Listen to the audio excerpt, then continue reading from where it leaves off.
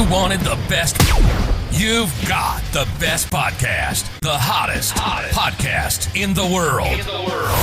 The Chris Voss Show, the preeminent podcast with guests so smart you may experience serious brain bleed. The CEOs, authors, thought leaders, visionaries, and motivators. Get ready. Strap yourself in. Keep your hands, arms, and legs inside the vehicle at all times, because you're about to go on a monster education roller coaster with your brain. Now, here's your host, Chris Voss. Hi, folks. This is Voss here from the Chris Voss Show.com. Ladies and gentlemen, there are things that makes it official for over 16 years, 23 episodes of the Chris Voss Show. The CEOs, the billionaires, the White House presidential advisors, Pulitzer Prize winners, the people who share their journeys, their stories, their lessons of life with you to make your life better. And if your life isn't better by the end of the show, just keep listening to it over and over again until you get it. The opinions expressed by guests on the podcast are solely their own and do not necessarily reflect the opinions of the host or the Chris Voss Show. Some guests of the show may be advertising on the podcast, but it is not an endorsement or review of any kind. Today we have an amazing young lady on the show. We're going to be talking about her company, some of the work that she's done that's really cool. Shannon Weston is a former insurance executive and mother of four who was called to action when one of her young children was diagnosed with celiac disease after years of misdiagnoses and unnecessary suffering. She turned this into education and an obsession to learn how to find vibrant health for her family and friends. And through the urging of her children, she expanded this passion, expertise in supporting the health, nutrition, well-being, and snacking of her local community by founding Vibe Foods in 2017.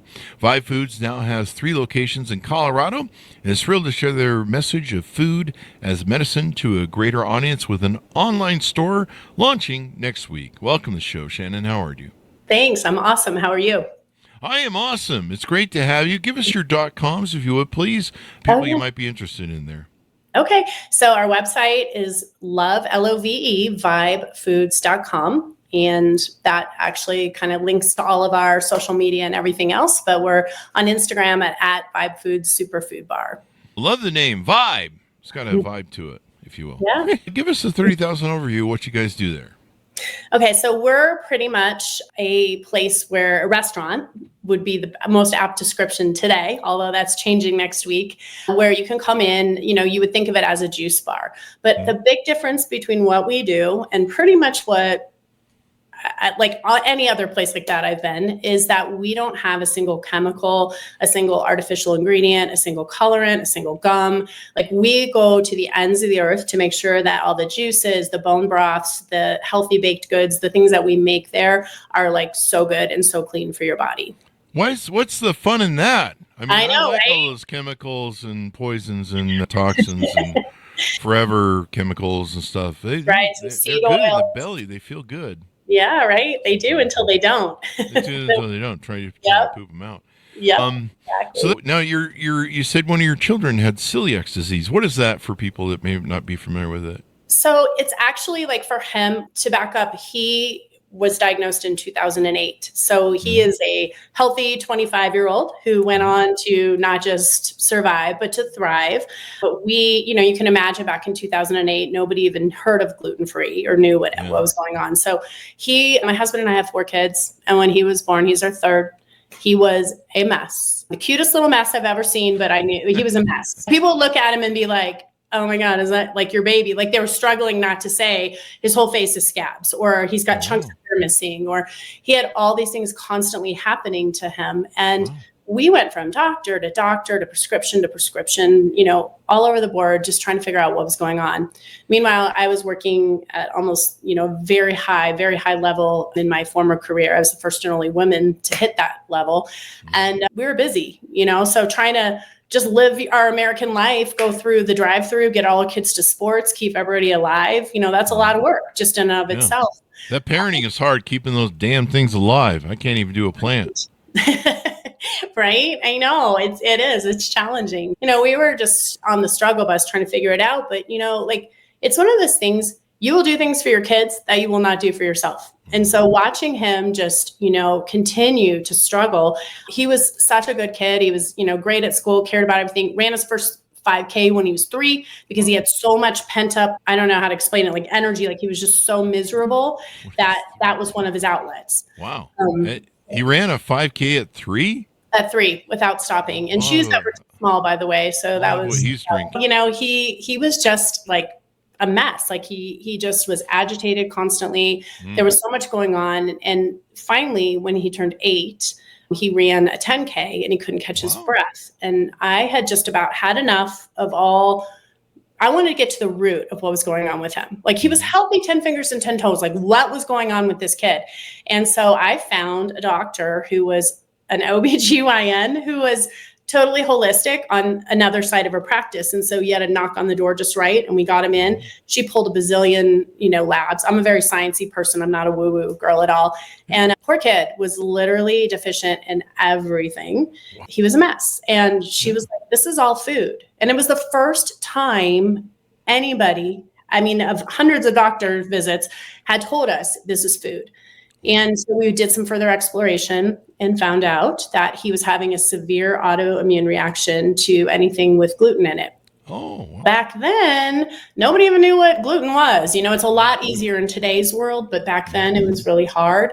When we found out, we were in Maui. I pulled up his test results and the guy was like shoving donuts in his mouth. And I looked over and I thought, oh my God, what are we going to do? Like, how is this going to resolve itself here? So we had to make a crazy pivot in our life and figure out how to make everything from scratch. It wasn't just that he was celiac. There was a lot of other things that were kind of going on at the same time, but it was all very much tied to his food. And so we had to go down a rabbit hole, deep in a rabbit hole, read every label, understand what every preservative ingredient is, what it was, what it would do, make sure he didn't have a scrap of gluten.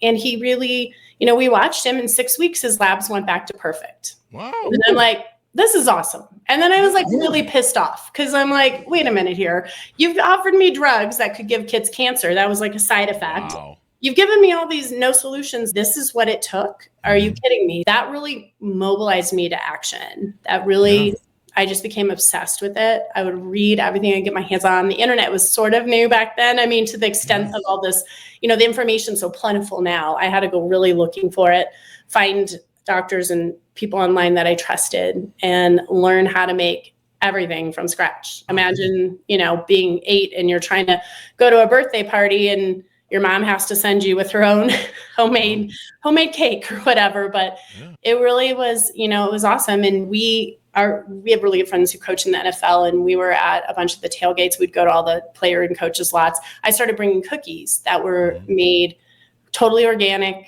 the free range, everything, not a single preservative, no gluten. And people would be in line at our tailgate to get these cookies. Wow. And that's when I realized, okay, healthy food can actually be delicious. Because my first bite of pizza post-diagnosis, I told him we found a gluten-free pizza. And I was like, hey, buddy, look, it's going to be okay. We can have pizza. And we took a bite and I was like, this is never, ever, ever going to be okay. I was like, oh my God, because food is emotional for us. Yeah. And when you can't have something that ties you to your memories, your culture, your, those happy, good vibes, it's really a bummer. So we figured it all out. So people don't have to. Yeah. And how do you get to the stage of where you're making, what are you making at Vibe Foods and how did you get to the state of making those? So we figured this all out in 2008 and then we started Vibe in 2017. So there was a big 9-year gap in there. And my kids literally bullied me into starting Vibe. I'm not even kidding when I say they bullied me. But they tried to beat you up or take your lunch money. What was going on over there at the house? So I had loved my career forever, and then I got to a point where I was just missing. I needed my husband had a big career. All my companions, all my compadres had stay-at-home wives. I was like, I need a stay-at-home wife. We're dying trying to take care of these 4 kids, make everything from scratch, work. So I hung up my career and I thought, this will be fun. I'll dive into this. And for a year I did everything. I was running huge tailgates. I was doing everything because I was I'm too much of a hyper person. And finally my kids sat me down and we'd always talked about if we did a restaurant, what would we do? how would we make it so that people could enjoy it the way, because we couldn't eat out forever. How could we change the world a little bit? What would we do? And so they would just sit there at dinner and just be like, Mom, you're so competitive. Someone's going to do it and they're not going to do it well. And it's going to make you mad. Just do it. Come on. What are you? Chicken? Just do it. I know. Like, I was kids are from Nike, man. I know, literally they were. And finally I was like, okay, I'll try it. I mean, I knew nothing about running a restaurant. I mean, I knew how not to have claims and, things from insurance. I knew good people. So I'm very lucky for that. I had a really good personal board of directors of people I could tap into and ask questions, because I didn't even know how, when you run a credit card, how does the money end up in your account? That seemed like magic to me. I was like, what? Magic. Yeah. It's still magic to me. I'm still trying to figure out where it comes from. Right? It is. It's all these things. So we just dove in and did it. And we serve organic juice, super picky about it being organic. And we do different kinds of smoothie bowls.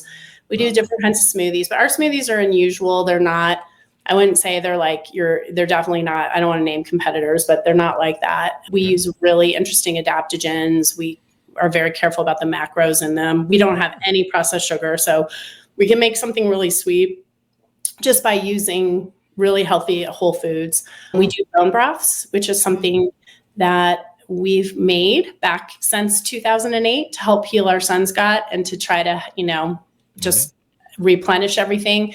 So we go out to farms. We make sure the animals are treated well. Oh, really? We make sure they're fed the right way. And we make the most delicious bone broth. Wow. I used to have to beg people to try it when we first opened. I'd be like, just please take a no thank you bite. But now we sell out. We can barely keep it on the shelves. Wow. It's such a popular thing. So good for fasting bone broth. Oh my God. It's got great collagen in it too. Yeah, so many minerals. I mean, it's this trendy food, right? But except for it's not the cavemen used to make it. So, okay, whatever. Our grandmas were super trendy, I guess. But it is so good for you. Actually, one of the funny stories, when we first started making it, I left to go on a business trip and I put everything in the pot. It has to cook for 3 or 4 days. So I told my husband, I was like, okay, feed the kids the bone broth when it's done. And so I got a bunch of phone calls from the kids. And they're like, Mom, call us right away. Dad's doing something weird. And I was like, what's going on? What's he doing? And he said, I called him and he said, oh, no, they won't eat it. And I was like, they won't eat it, really? And he's, yeah, they say it's got too many bones in it. He just took it out with the bones in it and served him. He's making him eat a bowl of bones. And I was like, okay. I love how he's trying to enforce my, my thing, but no wonder the kids were crying. They were eating mushy bones. So they're allowed to tell, but it was good. Yeah, but it's delicious. It's really good. We do toast. Everything we have is gluten-free. It's all, obviously that's number one for us. And people, can eat safely in our store. We've got we're doing paleo baked goods. So we make ooey gooey brownies with no refined sugar. Yeah, everything's super clean and you can enjoy it. And be like, gosh, I can't believe I just got all this protein, all this fiber, all these minerals, all these antioxidants, but I didn't get, a face full of stuff you shouldn't have. Yeah. Yeah. So it's a lot of fun. That's good. Nice and healthy. Yes. Nice and healthy. What's next up? You said you're opening a shop to maybe ship or sell some of these supplies worldwide? Yeah. So we get a lot of people that come in that, traveling through Colorado and have been like, hey, where can we get your stuff? I'm addicted. How can I get it? And we're like, you don't live in Colorado. That's so sad. But exactly. But we've been working on this for a long time. So we're going to, starting next week, be able to ship our organic bone broth, our organic juices, and our paleo baked goods out. And so, we'll have a lot of different options. We have a lot more coming too. We've been working on a lot of different recipes and things that, we've used personally in our family. I mean, that's kind of our whole thing. I wouldn't serve anything to you that I wouldn't put on my family's table, and I wouldn't eat it every single day, and that's, it. We do not compromise. There was a day that we had to get lemon juice and there was a organic lemon shortage. And so I sent my husband on a quest to go find lemon juice. And he kept texting me from all these various stores. What about this one? I'm like, no, look at the ingredients. Why isn't lemon juice just lemons? Let's ask ourselves, why is there sodium benzoate in it or potassium sorbate? Sodium benzoate, when you can Google this, when you add vitamin C to it, it turns into a benzene, which is a leukemia causer. So why is that in all lemon juices except for 2 brands? And so that's the kind of thing our customers wouldn't know. Most of them, honestly, maybe wouldn't care, but we care. And I'm not going to serve you something that could ever possibly hurt you that way. So it's something we're just really, really committed to. That's good. That's good. And so people will be able to order up the things. Are you going to be able to send refrigerated stuff across or? Okay. There you go. Any sign of any franchising on the way? If anybody's out there is interested in LinkedIn. Yeah. You know what? We get asked a lot about that. We have not done that yet. For me, when we make that move, we had a couple stores in Tennessee that we just actually closed last month, which was a hard decision, but we did it so we could focus on doing our e-commerce. And, if franchises are tough, a lot of people get into them and they lose their life savings. For me, somebody's going to invest. I have to know they're going to make a lot of money and do well by doing good things in the world. So someday when we're all organized, possibly. You started this in 2017, right? Yes. Mm-hmm. What was the journey like to start your first business and try and make all this stuff work? You kind of had a framing of a business widget model with what you're doing with tailgates and selling your wares. What was it like to start the company and go through that? Was it it's an interesting gauntlet, I suppose, of education learning?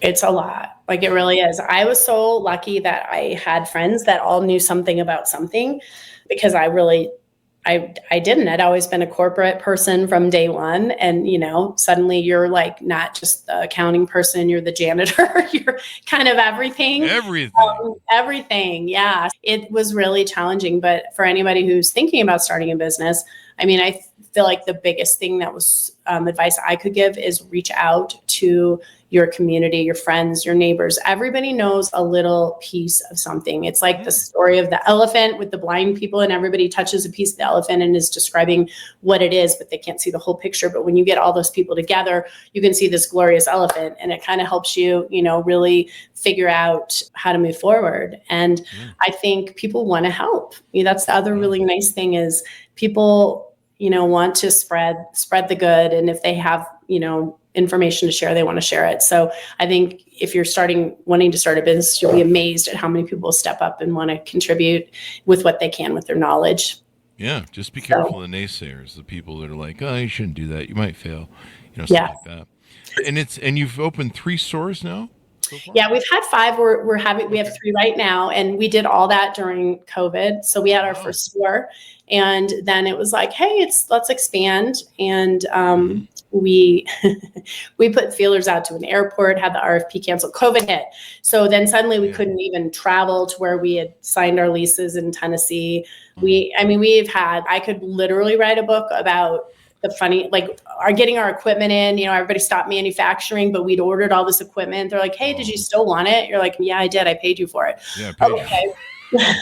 Yeah. Well, we're going to charge 20% more. I'm like, in what world did you get more? Yes. Leveraging stuff that was absurd. We had inspectors that were like, oh, you need to go get these plans. And we were like, no, we don't. And by the time we did and paid for it and had to get somebody out there, that inspector had quit and they couldn't find anybody else because it was COVID and we lost 4 months of rent. It takes a lot of perseverance to be an entrepreneur. Yeah. It really does. It takes a lot of grit. You have a lot of setbacks, you have a lot of valleys, but then the highs are super high. So you just have to be willing to kind of ride that. But boy, that COVID and the post-pandemic, we were laughing. We had one of our stores, because we opened 4 in that period of time. One of our stores, all the equipment came in and it was just kind of like, we're going to send this little shelf with this piece, they just scrapped everything out of the warehouse. So whatever junk we have together, let's send that out and see if it works. We didn't get one piece of equipment that was actually functional the way it was supposed to be, but it sounds like a book for sure. You got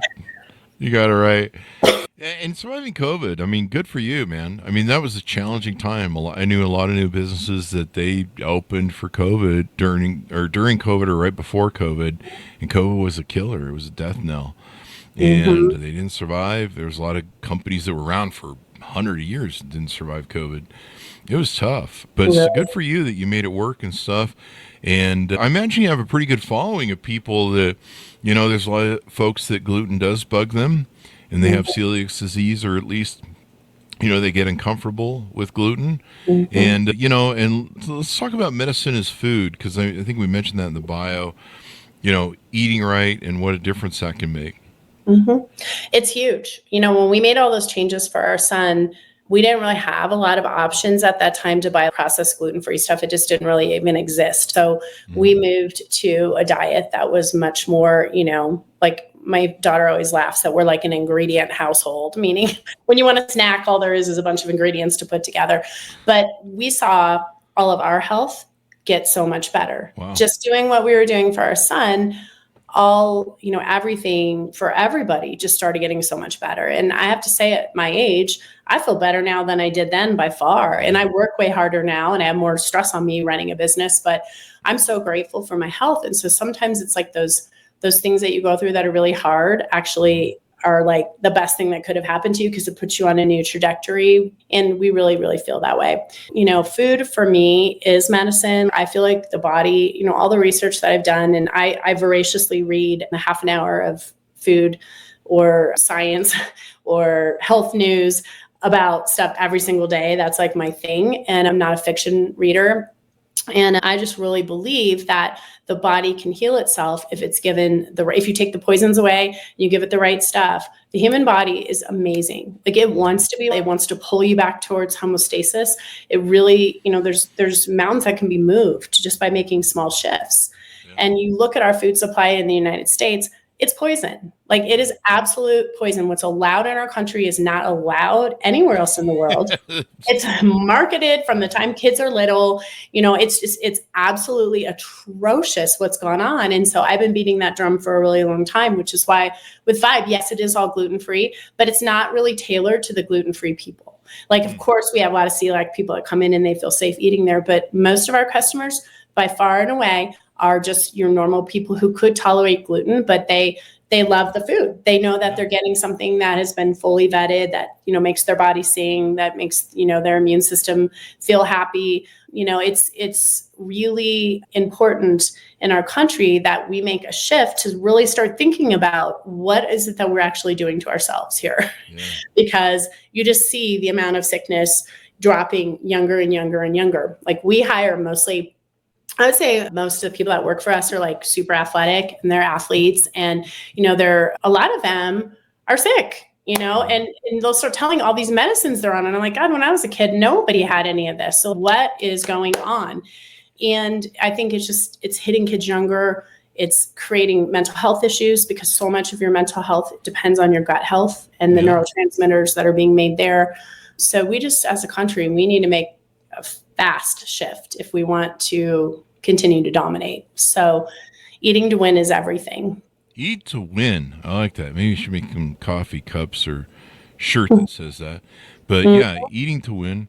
I found that I lost 100 pounds just by switching to veganese, I call it, which was, just eating more healthy salads and stuff like that, quitting drinking pop, Mountain Dew, eventually during COVID, quitting alcohol. Just listen to my body and just how much my body really appreciates good, healthy eating. And if you season it well, you can make it taste like, McDonald's and In-N-Out Burger and stuff.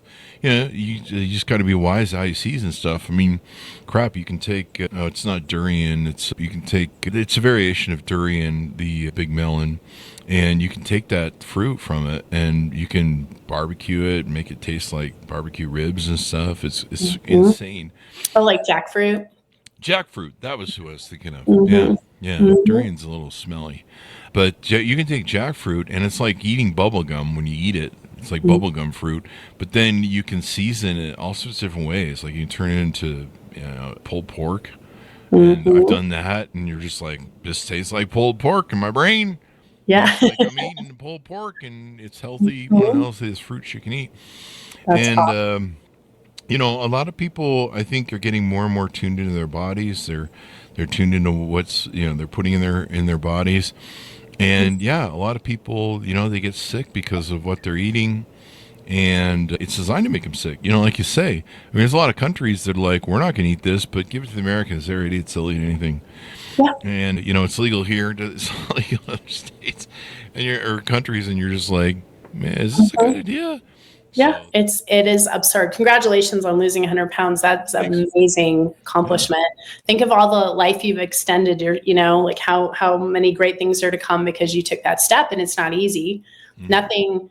I mean, that's kind of I think culturally sort of our issue is that we expect everything to be really easy and quick. We have no patience, but doing something and doing it right takes commitment, takes patience, takes, some discipline. And then it's crazy, at the end of that, when you hit that journey and you've actually accomplished that, just how the whole process, it's not even just the end goal. It's like the process, it's the climb of it. It's such a great thing to do. And we're just about, fast and easy. So let's pour some, colored dye cereal balls. I mean, I grew up eating Crunch Berries like crazy. I ate Cheetos and a Coke for dinner until I was like 35, like twice a week. I thought it was delicious. I mean, I was that person, which is really why I get it. Like I remember thinking I had no concept at all of what went in my mouth had anything to do with my health.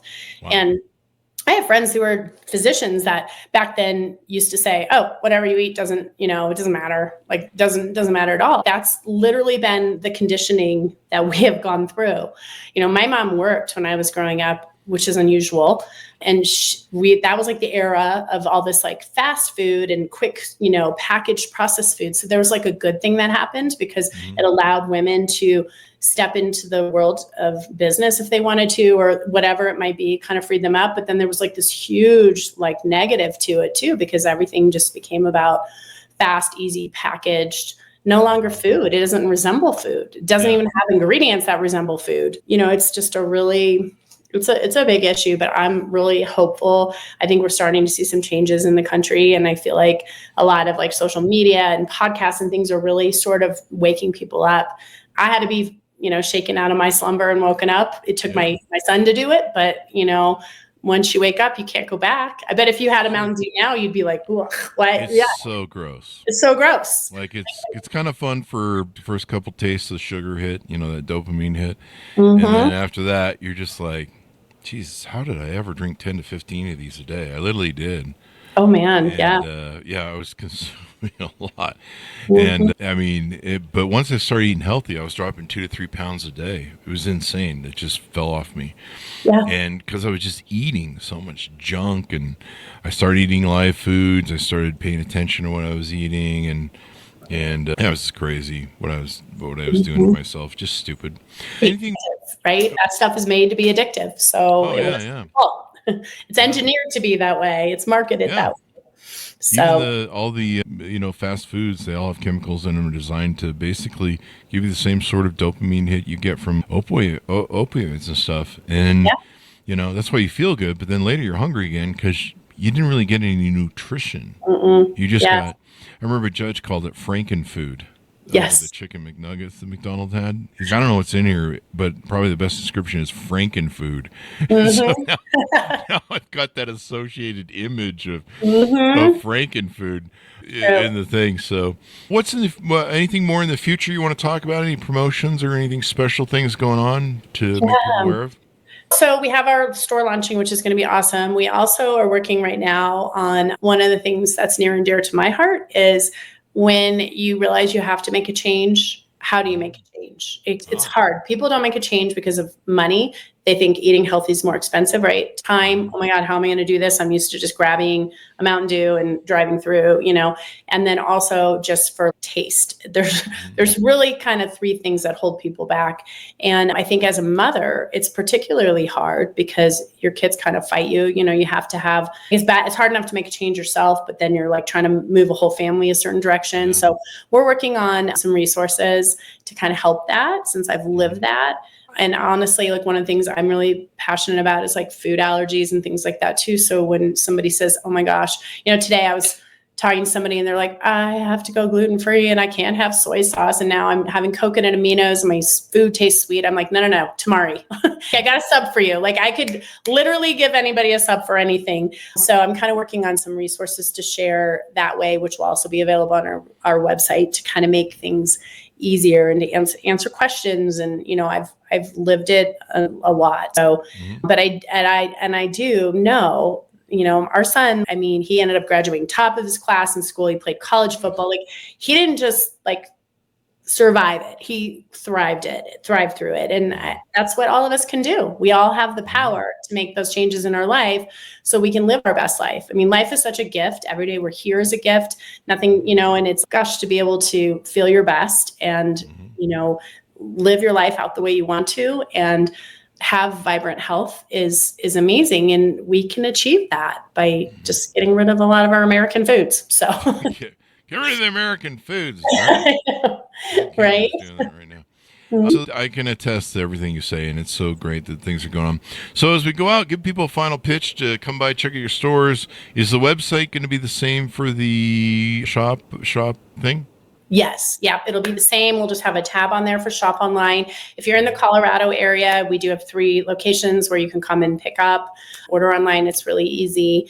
And, it's something we're so proud of because, like I said, most healthy places, if you really dig in, they're not that healthy. It's disguised, and we're really proud of what we serve every single day. We have a huge following. We have fantastic customers. We have a fantastic team. We're very lucky to be able to serve our community. And you're succeeding in it. It's great that you make the world a better place on top of what you had to do for your son. So thank you for coming on the show. We really appreciate it.